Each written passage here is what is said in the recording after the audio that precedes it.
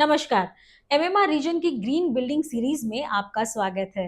तो MMR reason में developers green building बनाने के लिए कितने उत्सुक हैं, क्या प्रयत्न कर रहे हैं और आगे क्या करना चाहिए, इस पे आज हम चर्चा करेंगे। आज हमारे साथ जुड़ रहे हैं क्रेडाई एमसीएचआई के सीईओ केवल वलंबिया। केवल जी, स्वागत है आपका। Thank you very much for जो having me on your show. Thank you so much sir. जिस तरह से हम जानते हैं कि अब ग्रीन बिल्डिंग प्रचलन में है, तो और हाल ही में हमने देखा कि क्रेडाई ने एक एमओयू भी साइन किया है ग्रीन इनिशिएटिव आगे बढ़ाने के लिए।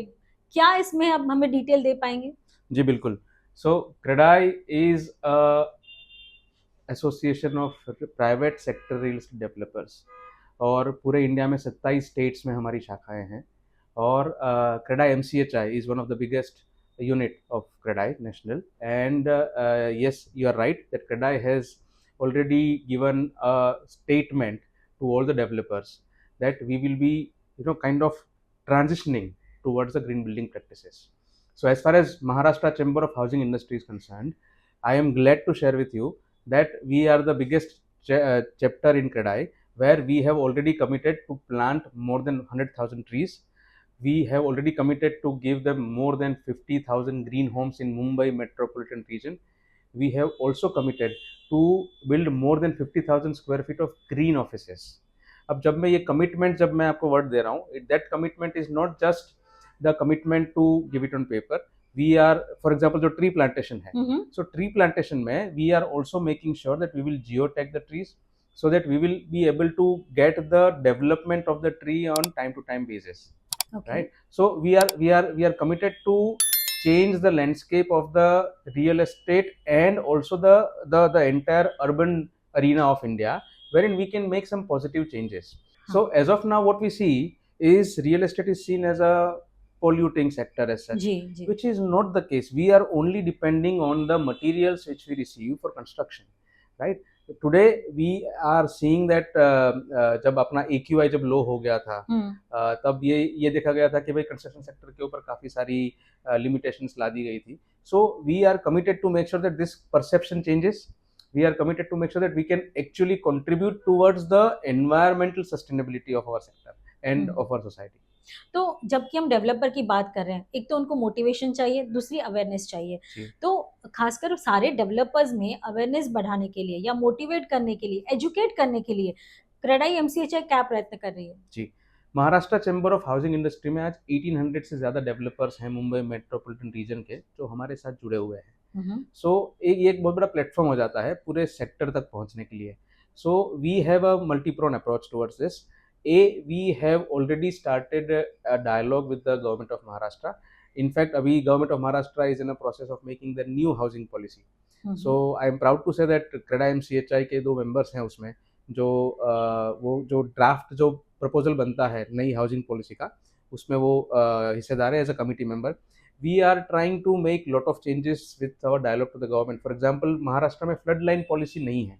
अगर आपने 2005 जुलाई की अगर आपने बात सुनी होगी तो वो क्यों हुआ था, राइट? उसके पीछे के कारण क्या थे, और वो आज तक शायद हम लोग नहीं समझ पाए हैं क्योंकि हमारे पास फ्लड लाइन पॉलिसी नहीं है. जबकि ड्रॉट प्रोन स्टेट्स जो हैं गुजरात वगैरह, उनके पास उनकी खुद की फ्लड लाइन पॉलिसीज हैं. So CREDAI MCHI is making an active encouragement in terms of talking to the government, in making sure that we encourage this kind of policies so that sustainability gets one of the priorities. Number 1. Number 2, awareness with the developers. होता क्या है that the term green building, आज की तारीख में अगर आप majority developers को पूछोगे तो green building is all about certification. It's not about certification. Okay, आप रियल सेंस में आपको सस्टेनेबल बनना है. So we have regular kind of workshops, we have regular kind of training sessions with the developers where we engage them with the experts of the sector, sustainability sector, और हमको बताते हैं कि किस तरह से आप अपने बिल्डिंग को मोर एनर्जी एफिशिएंट बना सकते हो. जब आप सस्टेनेबिलिटी की बात करो, जब आप एनर्जी एफिशिएंसी की बात करो, तो क्या होता है, बहुत सारा कंफ्यूजन होता है लोगों में. अल्टीमेटली अगर आपका बिल्डिंग अगर 20% लेस एनर्जी यूज करके उतनी ही कंफर्ट देता है अपने यूजर्स को, तो वो भी सस्टेनेबिलिटी की क्राइटेरिया में बैठता है. So these kind of basic things is what all the developers have to understand and we are working towards it. We have active sessions where we have online sessions as well, and we are also trying to tie up. In fact, CREDAI national तो कर भी दिया है IGBC के साथ. So we are trying to bring those experts in and we are trying to make sure that those developers who are willing to get into the green building space, but are reluctant for whatsoever reasons, उनको सही guidance मिले। तो ऐसे क्या reason लग रहे हैं, क्या उनको रोक रहे हैं, क्या ऐसी चीजें हैं जो उनको, क्या मटेरियल उनको महंगा लग रहा है, मतलब कैसे के ना कैसे चैलेंजेस आ रहे हैं कि लोग अभी भी या डेवलपर्स अभी भी सोच रहे हैं कि करें कि ना करें? जी, आपने कभी एक घर को बनते हुए देखा है? उस वो एक घर जो होता है वो कोई एक आदमी से नहीं बनता है, it's a team work. So accordingly if you want to enter into the sustainability arena, you cannot expect only the developers to play a major role, right? It is a society initiative. So वो शुरू होता है government से। सो मेरा ये मानना है, और ये मेरा पर्सनल मानना है कि अगर आपको सस्टेनेबिलिटी में, अगर आपको एज अ कंट्री आगे बढ़ना है, sustainable construction methods, sustainable real estate की अगर हम बात करें, तो उसमें सबसे पहला रुझान आता है गवर्नमेंट की तरफ से। मैं ये चाहूँगा कि जो गवर्नमेंट है वो ऐसे कोई इंसेंटिव स्कीम्स लाएं डेवलपर्स के लिए, ताकि उनके लिए एक रीजन हो ग्रीन स्पेस में जाने के लिए। मैं आपको छोटा सा एग्जांपल दूं कि अगर मेरा बिल्डिंग आईजीबीसी सर्टिफाइड है, राइट, उसमें अलग अलग कैटेगरीज दो होती हैं, उसके ऊपर हम बाद में जाएंगे, लेकिन अगर मेरा बिल्डिंग आज ग्रीन सर्टिफाइड है, तो क्यों ना गवर्नमेंट मुझे कुछ प्रॉपर्टी टैक्स में रिबेट दे, क्यों ना बिल्डिंग को किसी तरह का एफएसआई इंसेंटिव मिले, क्यों ना वो बिल्डिंग को किसी तरह का वाटर बिल्स में राहत मिले, राइट। अगर हम थोड़ा सा इंसेंटिव देंगे तो बहुत सारे डेवलपर्स हैं जो फ्रिंज पे बैठे हुए हैं आज, जो ग्रीन बिल्डिंग की स्पेस में एंटर होना चाहते हैं, लेकिन उनके पास इंसेंटिव नहीं है। क्यों नहीं है? क्योंकि एक तो गवर्नमेंट की तरफ से थोड़ा सा ल्यूकवार्म अप्रोच है, मैं ये कहूंगा। सेकेंड इज कि जो ग्रीन मटेरियल्स हैं, आज अगर मुझे ग्रीन बिल्डिंग की स्पेस पे एंटर होना है, तो I have to use certain materials which are sustainable in its own way. For example, there is green cement, there are green tiles, लेकिन उनकी जो कॉस्ट है वो ट्रेडिशनल मटेरियल से 3 या 4 गुना ज्यादा होती है, जबकि कोई भी एक बिल्डिंग का जो सेल प्राइस है वो कहीं ना कहीं फिक्स रहता है। So if I only increase my cost and do not get that return into in terms of my sale value, so I will be discouraged, right? So those materials which are openly available in the market but expensive, why can't government come in and offer some kind of subsidy on that, right? Maharashtra में अगर आप बाकी जगह पर देखोगे, तो बाकी जगह पर डेवलपर्स को काफी सारे इंसेंटिव्स मिल रहे हैं, एफएसआई में इंसेंटिव मिल रहा है, बाकी बहुत सारे इंसेंटिव्स हैं जो उनको ऑफर किए जा रहे हैं, लेकिन मुंबई एमएमआर में वो इंसेंटिव्स अवेलेबल नहीं है। तो शायद मुझे लगता है कि Mumbai as a financial engine of India should be leading this particular race, and वहां पर डेवलपर्स को अगर थोड़े से इंसेंटिव्स गवर्नमेंट की तरफ से अगर ऑफर किए जाएं, तो I think we will be racing ahead in terms of sustainability. Definitely अब नई सरकार तो बनी गई है प्रधानमंत्री नरेंद्र मोदी की, और नए मंत्री भी उनको अलॉट कर दिया गया है, उनका कैबिनेट मिनिस्ट्री अलॉट कर दी गई है। क्या खास अपेक्षा करेंगे, और क्या आज आप नई मिनिस्ट्री को बताएंगे कि क्या आज आपकी डिमांड्स हैं, तो वो डिमांड्स अगर थोड़ी सी मिल जाए आपको, तो ये जो पाथ है वो और क्लियर हो जाए? So I'll tell you, the thing is, first of all, I have to congratulate the government 3.0 as they call it, and काफ़ी सारी अपेक्षाएं लेकर वो आज सत्ता नशीन हुए हैं, तो उनके लिए उनको भी कॉन्ग्रेचुलेशंस। हरदीप सिंह पुरी साहब जब अर्बन डेवलपमेंट मिनिस्टर्स थे, तब हम लोगों ने उनके साथ काफ़ी क्लोजली बहुत सारे वार्तालाप किए हुए हैं, उनकी तरफ से काफ़ी सारा सपोर्ट भी हमें मिला था। इनफैक्ट हमारे जो क्रेडाई के प्रेसिडेंट हैं श्री भवन ईरानी, उन्होंने वो लीड लिया हुआ था। We also had a workshop last year about various sustainable building practices into real estate. So अभी खट्टर साहब ने वो भार संभाला हुआ है, so I believe he is also, especially because he is from Haryana, जो गुरुगांव के काफी बाजू में है, वहां पर भी सस्टेनेबल डेवलपमेंट की काफी सारी आवश्यकता है, तो वो खूबी से समझते होंगे इस बात को। सो हमारा ये मानना है कि सस्टेनेबल डेवलपमेंट कोई एक सेक्टर का जिम्मा नहीं है, हमें साथ में मिलकर काम करना चाहिए। There is a terminology which is called as public private partnership, right. So public private partnership को सिर्फ बिजनेस के नजरिए से नहीं देखते हुए, उसको अगर होलिस्टिक डेवलपमेंट के नजरिए से देखें, तो मुझे लगता है कि अगर हम साथ में काम करें गवर्नमेंट के साथ, और हमें कुछ रियायत मिले अगर हम ग्रीन बिल्डिंग स्पेस में एंटर होते हैं, तो I think that will be a biggest boost.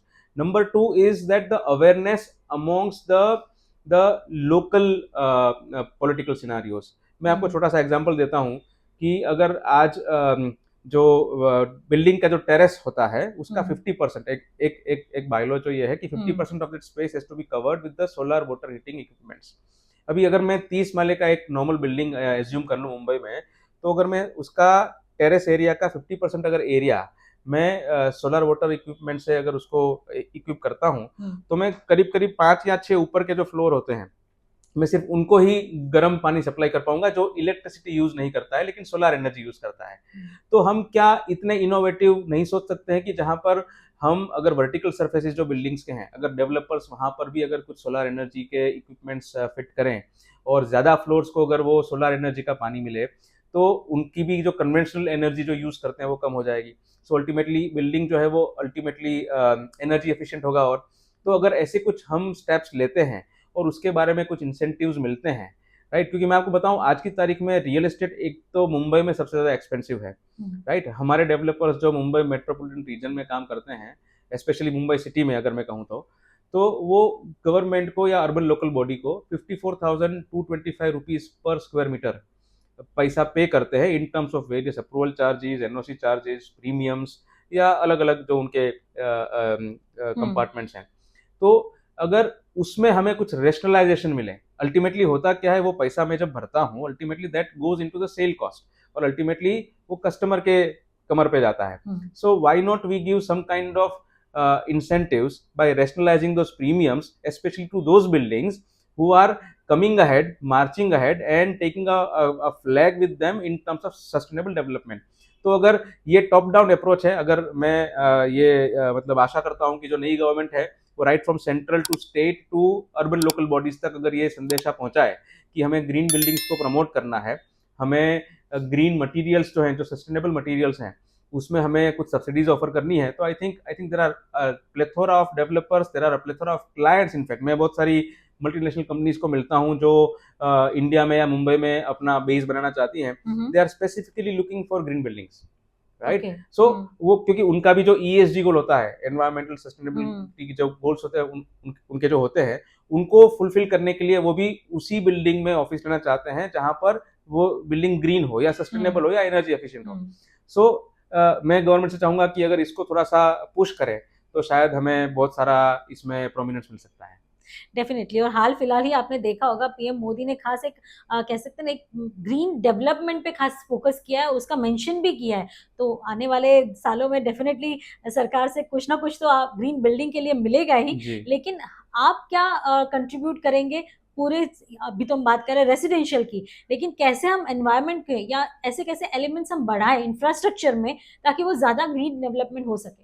जी, मैं आपको और आपके दर्शकों को इस बात का जवाब थोड़ा अलग तरीके से देना चाहूंगा। पहले हमें यह समझना पड़ेगा कि what is the difference between development and growth, right. हम दोनों चीजों को एक ही नजरिए से देखते हैं, वैसा नहीं है। ग्रोथ जो होता है वो नेचुरल होता है, right. Anything which is alive will grow. Cities are also living organisms, क्योंकि वो हमारे जैसे लिविंग बीइंग से बने हुए हैं, सो वो ग्रो होते हैं, right. Development is regulated growth. जब तक हम ग्रोथ को रेगुलेट नहीं करेंगे टूवर्ड्स होलिस्टिक लिविंग, तब तक हम डेवलपमेंट को अचीव कर पाएंगे कि नहीं, उसके ऊपर मेरी खुद की शंका है, राइट। सो अगर आप देखो, मैं आपको कुछ एग्जांपल्स देता हूँ। जैसे इंग्लैंड में 51% of the city spaces are designated as open areas और ब्रीदिंग स्पेसेस, राइट। खैर ये चीज मैं ये नहीं कहूंगा कि आप यहाँ पर इंप्लीमेंट करो, क्योंकि वहां पर पॉपुलेशन डेंसिटी काफी कम है, वहां पर 357 पीपल पर स्क्वायर किलोमीटर पाए जाते हैं, जबकि हमारे यहाँ अगर आप धारावी जैसी जगह पर जाओगे तो आपको 40,000 लोग 1 स्क्वायर किलोमीटर में पाए जाएंगे। सो बिकॉज ह्यूमन नीड्स भी एक अलग पहलू है। तो मैं ये कहूंगा कि थोड़ा सा हमें एनवायरमेंट को प्राधान्य देना चाहिए। ग्रीन बिल्डिंग्स को इसके लिए क्योंकि घर हर एक की जरूरत है, चाहे वो घर इन सेंस ऑफ एक होम हो या एक दुकान हो या एक फैक्ट्री हो, एक शेल्टर जो होता है, जो बिल्ट एनवायरमेंट स्पेस जो होता है, वो हम सबकी जरूरत है। सो हम शायद उसको पूरा दरकिनार तो नहीं कर पाएंगे, लेकिन अगर हम प्रमोट कर पाएं ग्रीन बिल्डिंग प्रैक्टिसेस को, अगर हम प्रमोट कर पाएंगे कि sustainability takes the driver seat when it comes to real estate, तो शायद हम काफी सारा कार्बन फुटप्रिंट जो अपना है वो कम कर पाएंगे। Second thing is waste management. So Mumbai जो इतना बड़ा शहर है, फाइनेंशियल इंजन माना जाता है, इतने सारे लोग, मैं ये समझता हूँ कि रोज के 800 लोग मुंबई में आते हैं कोई ना कोई तरह से अपनी रोजी रोटी कमाने के लिए रोज के दिन में। तो इतना जो पॉपुलेशन लोड जो बढ़ रहा है, तो कहीं ना कहीं हमें ये देखना चाहिए कि how can we make sure that the waste management is minimized और ऑप्टिमाइज। एटलीस्ट हम जो वेस्ट मैनेजमेंट जो करते हैं वो जो अल्टीमेटली वो एंड अप होता है लैंडफिल्स में, राइट, जहां पर रिसाइकलिंग इतनी बड़ी इंडस्ट्री हमारे यहाँ नहीं है आज की तारीख में भी। हालांकि इनफॉर्मल इंडस्ट्री बहुत बड़ी है वो, लेकिन लैंडफिल्स को रिसाइकिल करने के लिए शायद हमें और बरसों लग जाए। So can we not make sure that we make sure that our citizens are aware of the recycling techniques, right? आज बहुत सारी हाउसिंग सोसाइटीज में ये शुरू हो चुका है, लेकिन अगर हम ये देखें कि हम ऑर्गेनिक वेस्ट कंपोस्ट मशीन अगर हर एक सोसाइटी में लगाएं, या एक वो उसको एक हम जरिया दें, हम उसको एक जरिया दें in terms of as a mandatory requirement, तो काफी सारा वेस्ट सेग्रीगेशन कम हो सकता है, राइट? हमें ये भी देखना चाहिए कि हम जो इलेक्ट्रिसिटी यूज कर रहे हैं, राइट, आज आपने देखा होगा बहुत सारे बिल्डिंग्स के ऊपर मोबाइल टावर्स आपको देखने को मिलते हैं, जो डिबेटेबल है खैर, लेकिन फिर भी ये कहा जाता है कि वो हेल्थ के लिए काफी नुकसानदेह होते हैं. So why can't we make sure that all over vertical surfaces of the buildings have got solar heating panels as well. So जितना हम जो अनकन्वेंशनल एनर्जी है जिसको हम अगर ग्रास्प कर पाए, अगर हम उसको ग्रैब कर पाए, और अगर हम उसको हमारी रोज की जिंदगी में अगर उसको यूज कर पाए, तो शायद बहुत सारा फर्क पड़ सकता है. जहां तक मैं समझता हूं कि जो हमें जो रोशनी मिलती है सूरज से, उसका हम सिर्फ 0.1% यूज कर रहे हैं आज की तारीख में in terms of unconventional energy usages. अगर हम उसको थोड़ा सा भी बढ़ा पाए तो हम बहुत सारा कार्बन फुटप्रिंट इंडिया का और मुंबई का भी कम कर सकते हैं. आपने वेस्ट मैनेजमेंट की बात की, आपने सोलर की एनर्जी की बात की, वाटर हार्वेस्टिंग की बात की. इसमें से कौन सा ऐसा एलिमेंट है जो ज्यादा चैलेंजिंग है, या डेवलपर्स को कोई एक एलिमेंट जो लग रहा है वो जो नहीं हो पाएगा या वो ज्यादा कॉस्टली पड़ेगा, क्या लग रहा है? सो मैंने ये बात का पहले भी आपको जवाब दिया कि I think cost is the major factor. Developers are always ready. I meet a lot many developers every day, and I know that all of them are very ready to make sure that they come forward and become the flag bearer or the torch bearer as they call it, for making the construction sector or real estate sector green.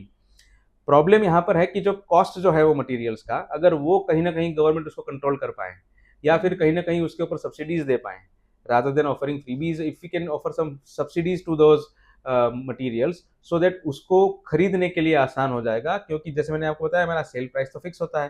अगर मेरा construction cost जो मुंबई में already 4,000 से ऊपर चला गया है, अगर मैं ग्रीन मटेरियल्स को मैं प्रोक्योर करता हूँ, तो मेरा वो जो कंस्ट्रक्शन कॉस्ट है वो काफी सारा बढ़ जाता है. So I would request the government to control और कर्ब द प्राइसेस, और offer some kind of subsidies, either in terms of pricing subsidies or in terms of incentives to the developers, in terms of property tax rebate, in terms of premiums rationalization, and other aspects. So I would say that if that push is from the government, which is anticipated now, I think sustainability को achieve करने के लिए या sustainable development को पाने के लिए हम जो आज पीछे रह रहे हैं, वो शायद हम वो रेस में आगे निकल पाएंगे. जैसे हम देख रहे हैं, गुजरात देखिए या महाराष्ट्र के दूसरे स्टेट देखिए, हम मुंबई को छोड़ दे इसमें से, तो वो लोग सोलार का, और कह सकते हैं ना, एकदम एक्सट्रीम अच्छा यूज कर रहे हैं. वहाँ पे बहुत यूटिलिटी बढ़ गई है. क्या उसकी यूसेज मुंबई में बढ़े, एमएमआर रीजन में बढ़े, इसके लिए कोई आप प्रयत्न कर रहे हैं? मैं ये कहूंगा कि in fact Mumbai is at the forefront when it comes to usages of solar energies, usages of rain water harvesting, क्योंकि यहाँ पर यूडीसीपीआर में वो बाईलॉज हैं जहाँ पर वो करना ही पड़ेगा हमें, और हम वो कर रहे हैं खुशी से. उसको पुश कैसे मिले, तो जैसे मैंने आपको बताया कि अगर हम थोड़ा सा अवेयरनेस ला पाए सिटीजन्स में भी, राइट, और अगर थोड़े से हम अगर सोप्स दे पाए डेवलपर्स को कि ये ज्यादा करने के लिए, तो आई थिंक हमें काफी सारा पुश मिलेगा. हाँ, बाकी मुंबई को छोड़ के महाराष्ट्र में जो बाकी सिटीज हैं, वहां पर कुछ इंसेंटिव्स हैं. अगर वही इंसेंटिव्स हम यहाँ ला पाएंगे, तो आई थिंक हमें बहुत सारा फायदा मिलेगा उसका. आपने पहले भी बात में एक खास चर्चा की प्रदूषण की, और जब प्रदूषण बढ़ता है ना, तो कंस्ट्रक्शन एक्टिविटी बंद करा दी जाती है, जो आपने पहले भी मेंशन किया. उसमें सबसे बड़ी वजह रहती है जो डेब्रीज होती है, क्योंकि मुंबई में आप देखिए, न्यू कंस्ट्रक्शन तो है, लेकिन उसके मुकाबले रीडेवलपमेंट भी उतना ही हो रहा है. तो उस डेब्रीज के निकाल के लिए, या उसके आप उसको किस तरह से मैनेज कर रहे हैं? ओके, कंस्ट्रक्शन डेब्रिस काफी चर्चित विषय है अगर मैं कहूँ तो, और वो काफी मायनों तक सही भी है, क्योंकि बहुत सालों तक उसको हम लोग डंप करते रहे थे, या हमारे जो डेवलपर्स थे उनके पास काफी ज्यादा सुविधाएं नहीं थी, या शायद वो अनुभव नहीं था कि उसको हम किस तरह से कर पाएं. लेकिन खैर, आज की तारीख में दुनिया काफी आगे बढ़ चुकी है. We are working with lot many startups right now, where they take away my construction debris, then they use it into the construction of roads, they use it in the construction of blocks and stuff like that. और आज की तारीख में ऐसा बिल्कुल नहीं रहा है कि कंस्ट्रक्शन डेब्रिस जो है वो सीधा डंप होता है. बहुत सारे हम लोग काम कर रहे हैं. एक स्टार्टअप है जिनके साथ अभी हम काम कर रहे हैं, जो बेंगलोर बेस्ड स्टार्टअप है. So they take away the construction debris and they use that particular thing after crushing it into road construction. Right. Great. उसमें से वो लोग फ्लाई ऐश के जो ब्लॉक्स वैसे बनते थे वैसे कंस्ट्रक्शन डेब्रिस में से भी ब्लॉक्स बनने लगे हैं। So there are an number of alternatives available right now, and it is not at all going to affect your pockets. So I think we are not at all dumping the construction debris as it is perceived by the general public, and already the developers are into the space where they are making sure that the debris is sustainably procured and used again or recycled again. केवल जी बहुत बहुत शुक्रिया आपका समय निकाल के हमारे साथ इस चर्चा में जुड़े और बहुत धन्यवाद। डिटेल में आपने जो हमें बताया है, समझाया है। आई गेस दर्शकों को भी समझ में आ गया होगा कि डेवलपर्स किस तरह से काम करते हैं, जी। और आई गेस गवर्नमेंट के पास भी ये मैसेज गया होगा कि क्या हेल्प मिले, क्या इंसेंटिव्स मिले, ताकि डेवलपर्स और प्रोत्साहित हो ग्रीन बिल्डिंग्स बनाने के लिए। Thank you very much बहुत for बहुत having me शुक्रिया। on your show. Thank you. Thank you.